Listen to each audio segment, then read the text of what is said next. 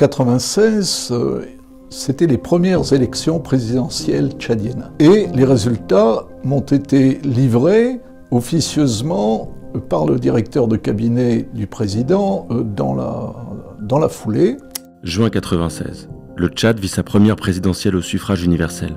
Le général Déby veut légitimer son pouvoir par les urnes. Jean-Pierre Roger, ici à gauche, est alors agent de la DGSE. La France entend aider le général Déby, mais à sa manière. J'ai appris que le président avait gagné au premier tour avec 60% des scrutins. J'ai donc transmis à ma hiérarchie les résultats. La réponse, ça a été de dire ce serait peut-être mieux, quitte à gagner, de l'emporter au deuxième tour. Donc la réponse est dites-lui, demandez-lui s'il peut faire un deuxième tour. Et après y avoir réfléchi quelques instants qui m'ont paru interminables, il m'a dit OK pour un deuxième tour. Et il l'a emporté au deuxième tour. Un deuxième tour pour crédibiliser encore plus sa légitimité, il fallait y penser. Encore aujourd'hui, les résultats officiels indiquent que la présidentielle s'est jouée en 2 tours. Idriss Déby restera ensuite président du Tchad jusqu'à sa mort, 24 ans plus tard. Jean-Pierre Roger, lui, vient de publier ses mémoires et il raconte en creux la perte d'influence de la France en Afrique noire au fil des années.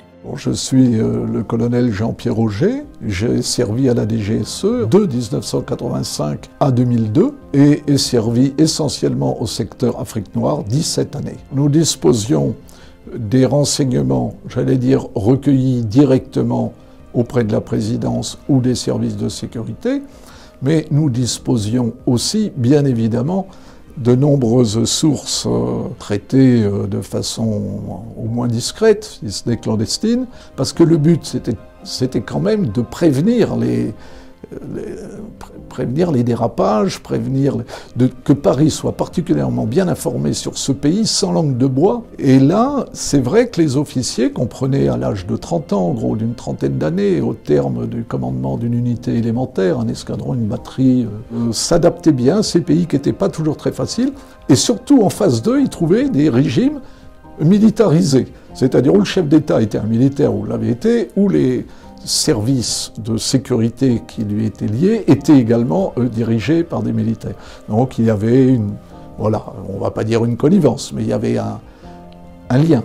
Cette période, moi personnellement, je la qualifie de crépuscule de la France-Afrique. Il y a eu pour moi une hésitation de la France à poursuivre l'action de ce que l'on appelait la France-Afrique, c'est-à-dire cette coopération privilégiée à l'origine, et c'est pour ça que j'y adhérais, à l'origine prévue pour resserrer les liens et développer les intérêts des 2 parties. Bon, évidemment, il y a eu avec le temps quelques dérapages.